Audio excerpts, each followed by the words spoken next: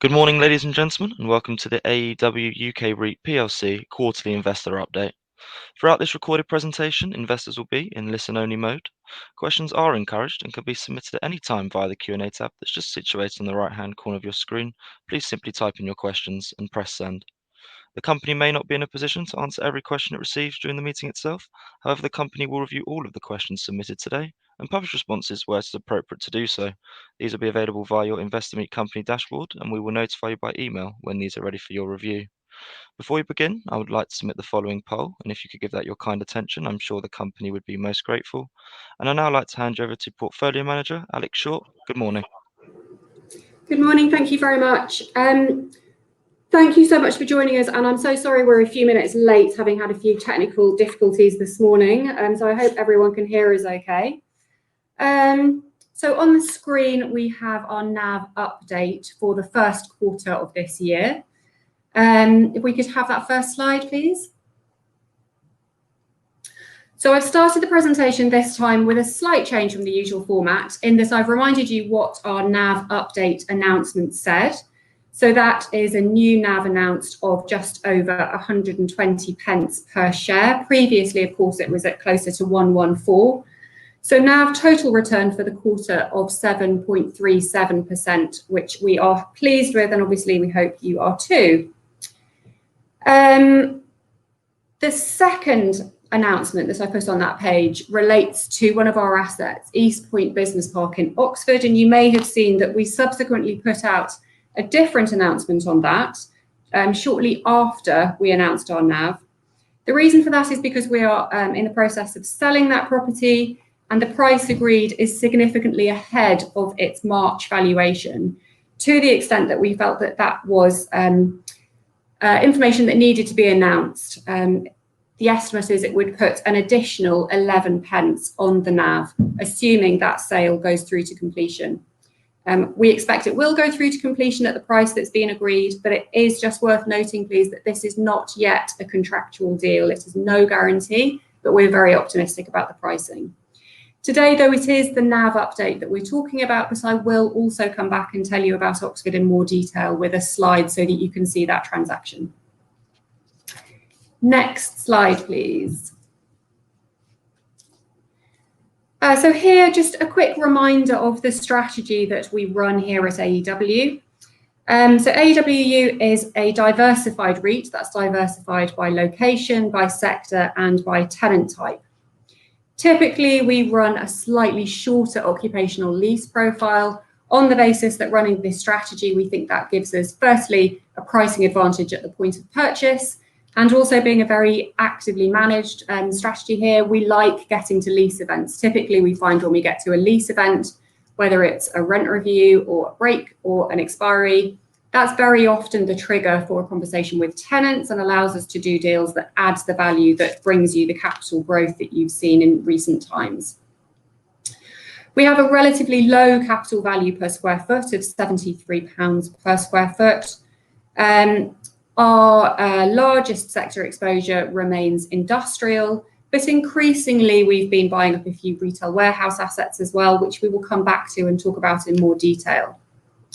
We generally run an initial yield profile somewhere between about 7.5% and 10%. Lot size is anywhere really between £2 and £20 million.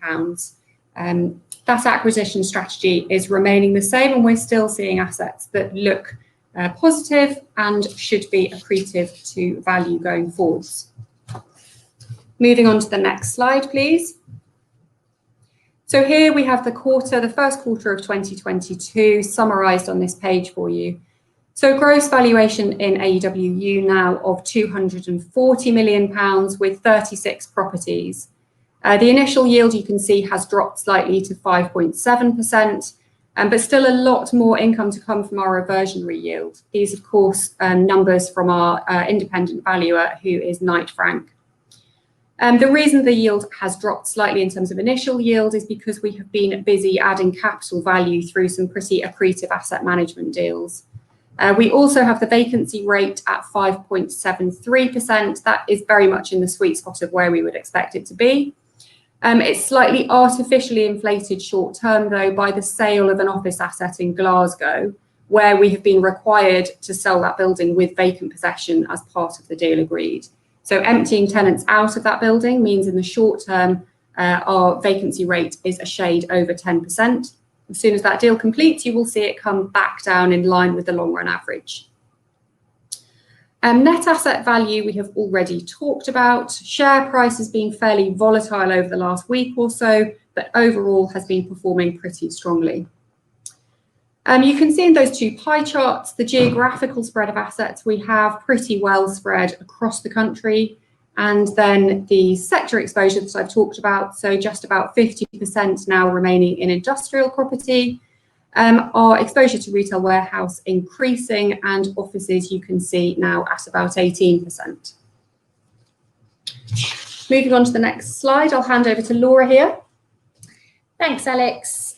So I'm Laura Elkin. I'm Joint Portfolio Manager of AEW UK REIT, and for the benefit of anyone who I haven't spoken to in a while, I've been on maternity leave for the past year, but now been back with the company for about 3 months.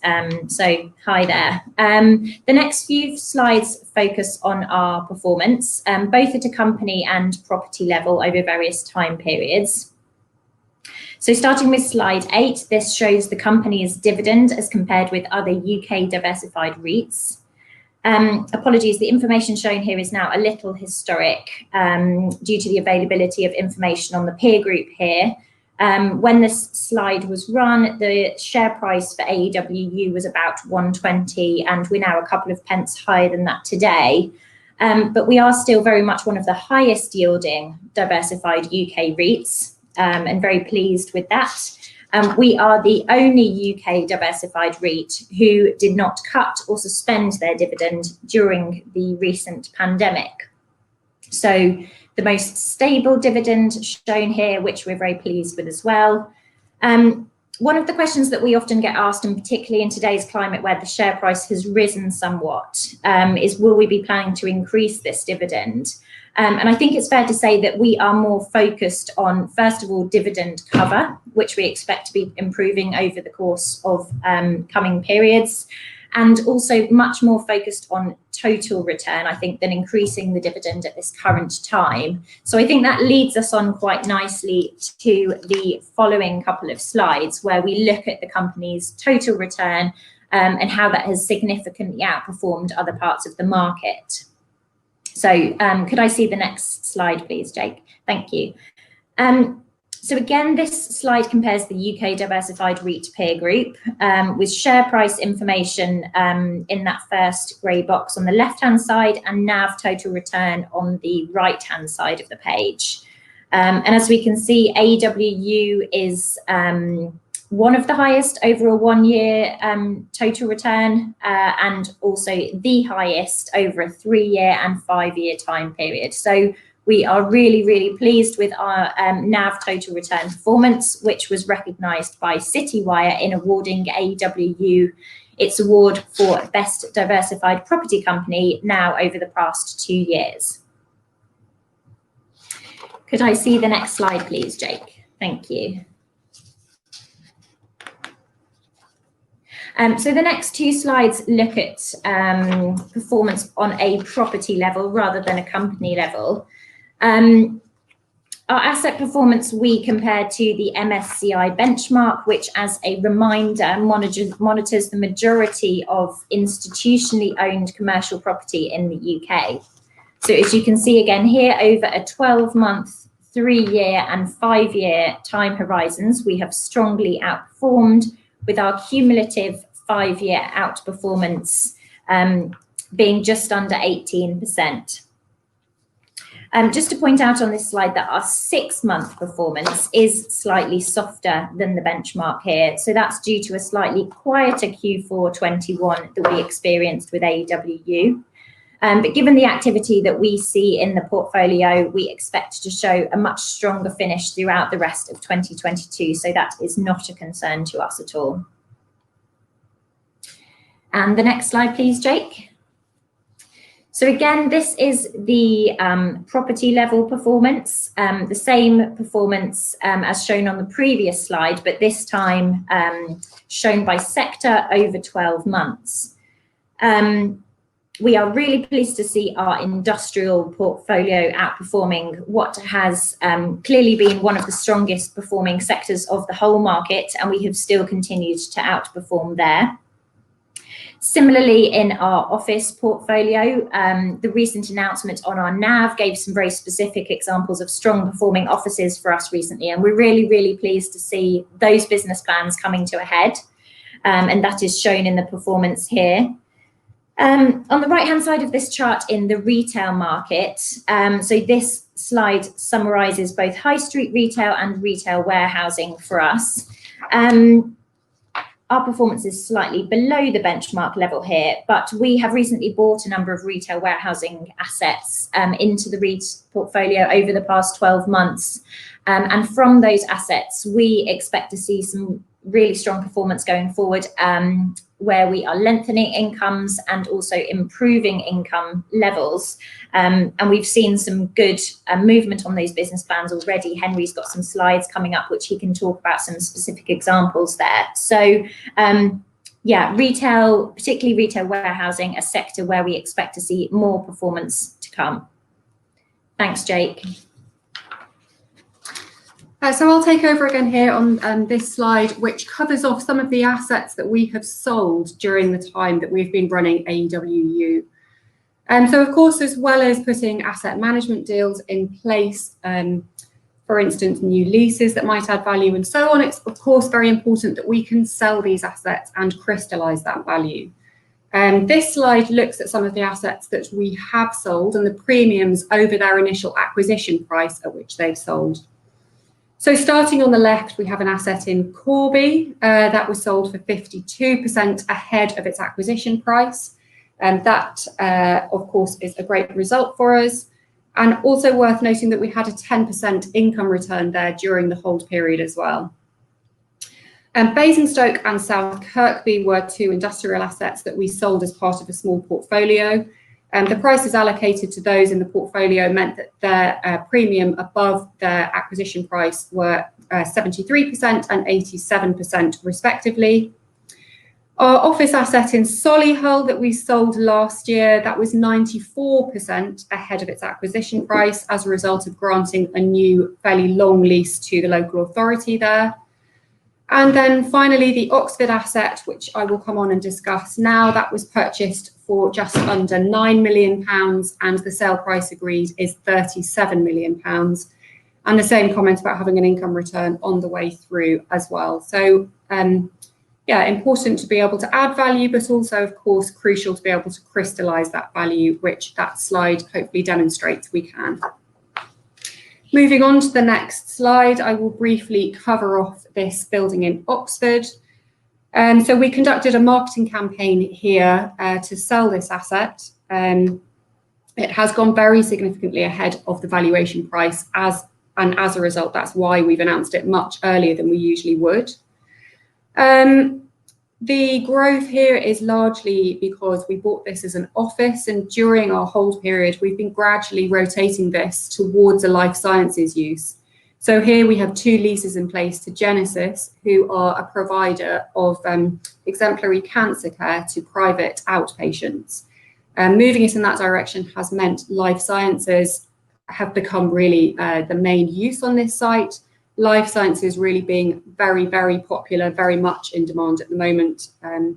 We think the purchaser here will redevelop the existing remaining offices, and that, of course, will be a great result for AEW. I'll pass on to Henry here to a couple more of the assets. Thanks, Alex. So this slide looks at our office asset in Bristol in a prime location. We bought this back in December 2015 for a yield just shy of 9%, off an ERV of around sort of £20 per square foot at the time. We liked this asset because it had flexible floor plates, which meant we could sort of carry out a rolling refurbishment program. And we also liked it because there was a lack of good quality B+ office availability in Bristol city centre. So when we bought it, the ERV was around £20 a square foot. And since then, we've been doing the rolling refurbishment plan and driving rents forward. And during the pandemic, we set a new headline rent of £30 a square foot, completing lettings to Bruin and Dolphin and Candine. We have 2 outstanding open market rent reviews where we're looking to push those rents on beyond £30. And actually, more recently, we are in negotiations with a tenant who's currently paying a rent of £27 a square foot, looking to push rent beyond the £30 and in direction of £40 a square foot. So you can see that this asset has really, its valuation has grown off the back of some strong rental growth over the past 2 years, and we continue to build on that theme. But we'll, as always, continue to review a potential sale. But for the time being, we're very happy with the performance of this particular asset. We can move on to the next slide, please. So this is Central 6 Retail Park in Coventry, which we bought last year for a yield of about 8%. As Laura said earlier on, we really like retail warehousing at the moment. There's various reasons why we like it. It's typically located in good fringe areas in good city centres. It is typically modern purpose-built space, which is good for repositioning if that needs be. It generally has a lower site coverage than industrial. So this particular asset, the site coverage is 27%. Industrial would typically be about 40 to 50%. The rents are relatively low, so you could very easily move it to industrial or trade counter use without necessarily affecting your income too much. But the yields are also attractive in comparison to those 2 sectors. It's also underpinned by alternative values, whether that be trade counter, residential, office, industrial. And more recently, the changes to the E-use class system, where you can move retail warehousing use to leisure, trade counter, maybe food. That means you have more options up your sleeve with regards to filling the scheme and driving rents forward. And I suppose what we have seen kind of with retail warehousing in the past 2 years, it's kind of all a bit like the industrial sector with derived demand, where there is demand from the consumer, which ultimately leads to demand from the occupiers, which ultimately drives rents, and we see yield compression. And we really have seen a divergence in the retail sector from the high street retail and retail warehousing, and that is why we're particularly focusing on retail warehousing at the moment. And we've hit the ground running on this asset. As I mentioned earlier, the E-use class system is really helping here, and we're bringing in alternative uses to just bog standard retail warehousing uses, and we're looking to bring in food and leisure, and that will ultimately drive footfall, make the scheme more appealing, and ultimately drive value. So we're very pleased with this asset. We've got off to a really good start, which means I can hand you back over to Laura, who will take us through the pipeline.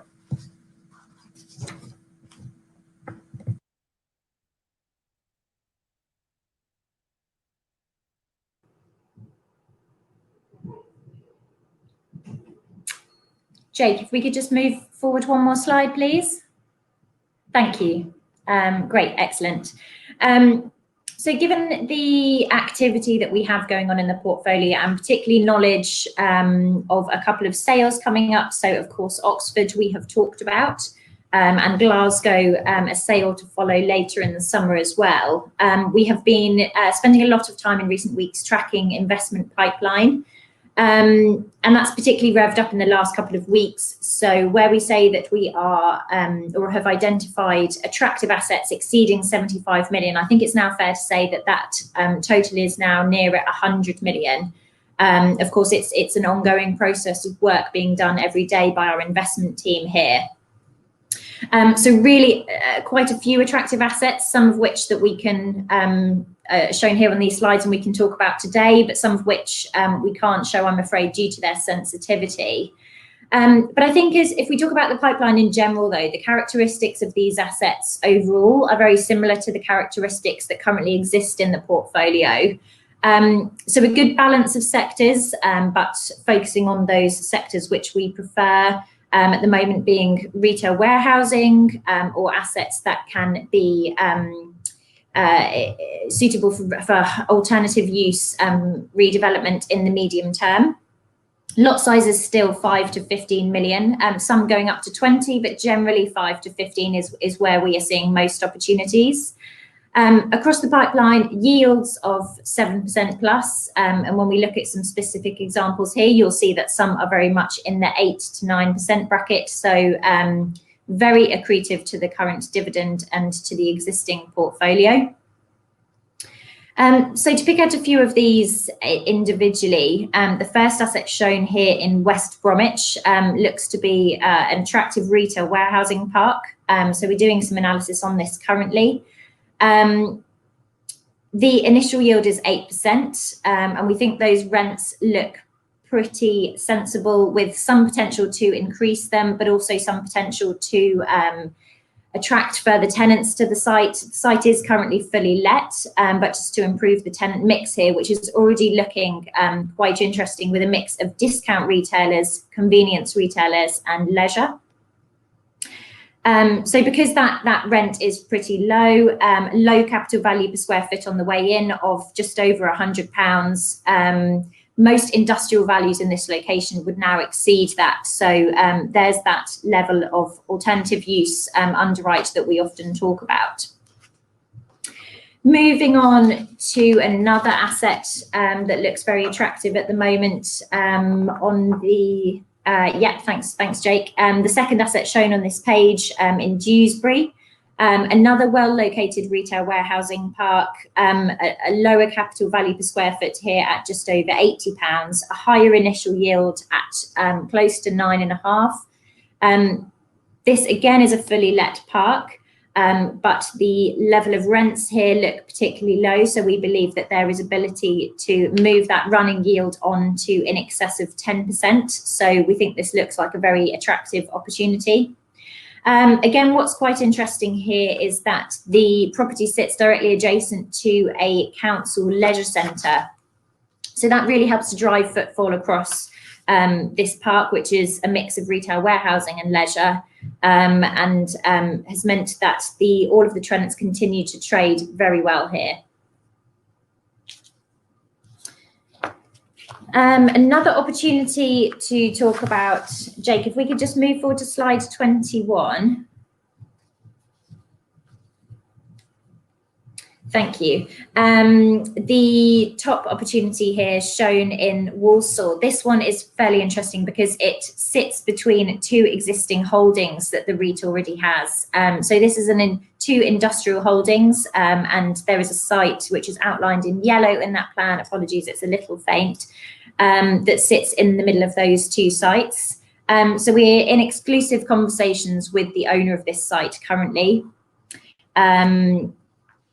And it would be an opportunity to purchase the site with a couple of years of income.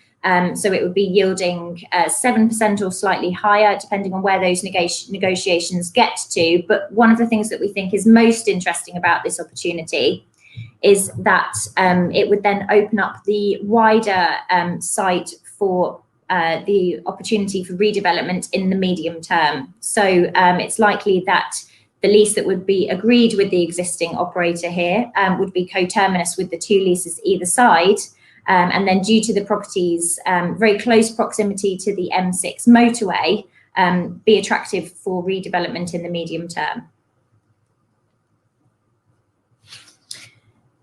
Thanks, and if I could hand back to Henry to... Thank you, Laura. If we move on actually to the next slide after this one, please, thanks. Yeah, thank you. So we obviously look at ESG when we're buying our properties, but once we bought them, in the asset management teams and working with our property managers, that's where we really have an opportunity to sort of make a difference. Currently, at the moment, there's sort of three areas where we're really sort of focusing on. One is green leases. So when we are carrying out lease renewals or new leases or re-gears, which we have the benefit of more often in the REIT as a result of having a shorter WALT, we look to insert green clauses in our lease, which historically tenants have always put a red line through, and we insist on those now. And they really benefit us because they essentially promote the collaboration between landlord and tenant to work on ESG initiatives. And that, for example, can be the collection of the utility data. And by having that utility data, you really can sort of assess the environmental impact that your building has, with a view to then improving that going forward. Where we have those shorter lease lengths, we also benefit with MEES, which is minimum energy efficiency standards, with the EPCs of our buildings, where we can look to improve EPCs of our buildings through refurbishments or works which are done on lease events with tenants. And we're conscious, obviously, of the ever improving minimum energy efficiency standards between now and 2030. So that's something that we're working on as well. We also work with our property managers, MAPs, on ASAPs, which are Asset Sustainability Action Plans, where we look to identify opportunities at the assets, whether that is saving energy use, which is ever more important in the current environment, but also looking to do things like promote biodiversity, and that could be bat boxes or bug hotels, doing things with the community. So we're doing things like that as well. So on the ground, these are the things that we're doing and looking to improve sort of the ESG credentials of the company. Which leads me to hand over back to Laura, who is going to conclude. Thanks, Henry. So as we've covered off today, we're really pleased with the performance of the portfolio and expect to see some strong growth coming forward. We've shown strong NAV performance and very strong share price performance over various time horizons as well. The company has demonstrated resilience through the pandemic with high levels of rent collection and now property values normalising to show a high level of total return as well. Throughout the pandemic, of course, we were the only REIT not to suspend or cut its dividend, and we are really proud and really pleased of how we managed to manage the portfolio and the structure very well during that time to avoid that. Our dividend of 2 pence per share per quarter has now been consistently paid for the past 26 consecutive quarters. And over that time period has been in excess of 98% covered. So we're incredibly pleased with what we have achieved, but of course, won't be getting too comfortable there and looking to push performance on with many more business plans that we have and are working on at the moment to reach fruition and see further value realised in the portfolio. Thank you. That's great. Laura, Alex, Henry, thank you very much indeed for your presentation this morning. Ladies and gentlemen, please do continue to submit your questions just by using the Q&A tab that's situated in the right-hand corner of your screen. But just while the team take a few moments to review those questions submitted already, I would like to remind you that a recording of this presentation, along with a copy of the slides and the published Q&A, can be accessed via your investor dashboard.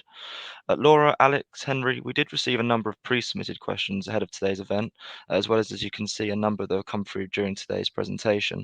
Firstly, can I thank all investors for submitting their questions, and perhaps if we start off the Q&A session with this pre-submitted question, it reads as follows. Great progress. Geographically, do you feel certain areas offer you better growth prospects than others? How competitive are you finding bidding on new assets? So I think there's sort of two parts to that question, and I'll pick up the geographical side of that first. So the question was, do we feel that certain areas offer better growth prospects? So I think it's fair to say that, and this has been the case today and throughout the time that we've been building the portfolio for AEW, that our approach very much tends to be on a sort of bottom up from the asset up approach. Very much focused on the specifics of each asset. So we don't, for example, specifically set out to say that we are looking for industrials in the northwest. Our requirement is very much more, if, for example, we were looking for industrials, it would be well located industrials across the UK, near to motorway junctions. And then in each location, when we find an asset that looks to be attractive, we would analyse on that property's micro location, Is there a good strength of tenant demand in that location? Is there not a significant amount of other property available that the tenant could relocate to?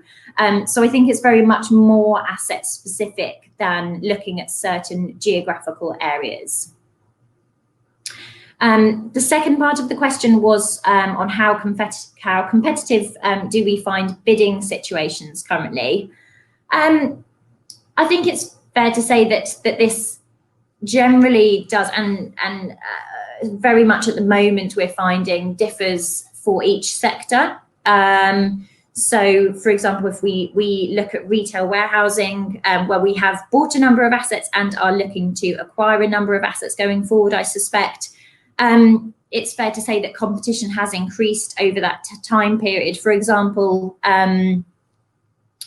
we bid on an asset last week in the retail warehousing sector. We found that we were able to achieve the contract on that, despite the fact that there were other competitors bidding, because of the fact that we have a very strong track record in reliability as a counterparty, and being very sort of true to our word in having committed to these transactions. And if we look at the portfolio now, having completed on close to 40 transactions, purchase transactions since we IPO'd, that's clearly quite a significant track record in this area of the market. So I think it's fair to say that we are able to often beat competitors because of our reliability as a counterparty. That's great. The next question that we have here is from Richard S, and it reads as follows. At the last update, you indicated that a rights issue may be an option to fund pipeline investments. Is this still the case?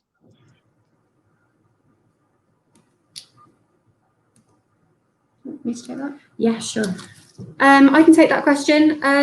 If AEW decides to raise more capital, then a tap issue is the most likely way that would happen in the short term. The share price obviously has been relatively volatile over the last couple of weeks, of course, with the NAV announcement for the quarter going out and then going ex-div, and then, of course, with the news of the prospective sale of Oxford going through. Really, this is something that the broker would need to advise on this point. I suspect it would be slightly difficult to know how to price a tap issue just at the moment because of the Oxford news.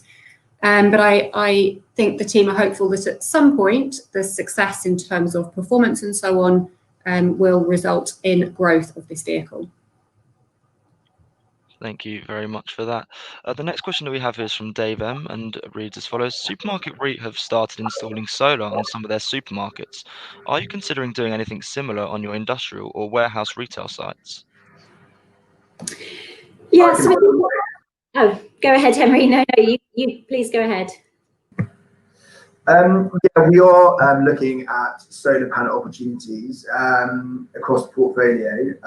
It's important to note that to do solar, not only do you need a willing landlord and a willing tenant, but you also need to have the national grid on board with regards to the connection there. So we are looking at it, and there are sort of some good opportunities where you can actually not also is the tenant saving costs on their electricity, but if the landlord is installing the solar panels at his own expense, you actually can make IRRs over sort of a 10 to 15 year period of about 10%. So actually you can have more income as well, which would ultimately benefit the performance of the REIT as well. So as a result of that, yes, we are looking at it. And because we do have shorter leases, there's an opportunity to discuss that with tenants as well. So yes, it is something that we're looking at, and the property in Rotherham in particular is an asset that we are currently working on in particular. Laura or Alex, was there anything you wanted to add to that? No, that's great. Thanks. Perfect. So the next question that we have is from Mark S and reads, will future asset mix reduce exposure to offices and industrial with more weighting in retail warehousing?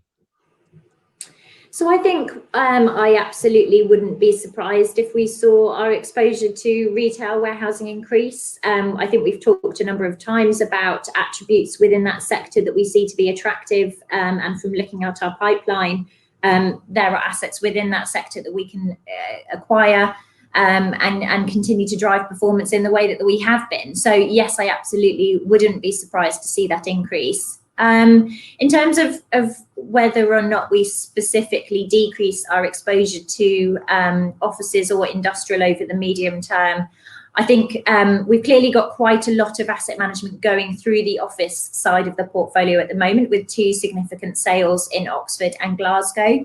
Now, once those 2 exit, we'll be holding, well, first of all, significantly reduce our office holding, and will leave us holding 2 office assets in Bristol and in Gloucester. Whether or not we continue to see any attractive office assets, apologies, we absolutely do. There are some on our pipeline that we would love to acquire. So we would, I think, like to see that office allocation top up a little bit from where it would sit once Oxford and Glasgow exit the portfolio. In terms of industrial, we have some assets within the industrial portfolio that I think we will recycle as in the way that we have been doing once values get maximised, and we feel that income and value has been pushed to where we can maximise it in the medium term. We then sell those assets and recycle the capital. We may do that with some of the industrial assets, but I don't think you would see us make a significant move away from that sector because of the fact that quite a lot of the assets that we own in that sector still have a very low level of passing rent. So, for example, I think that our average passing rent across industrial assets is still below £3.50 per square foot. So incredibly low, and still expecting to see rental growth driving performance from those assets going forward. Thanks, Laura. That's great. We have a question here, or really more of a comment from Chris. It reads as follows.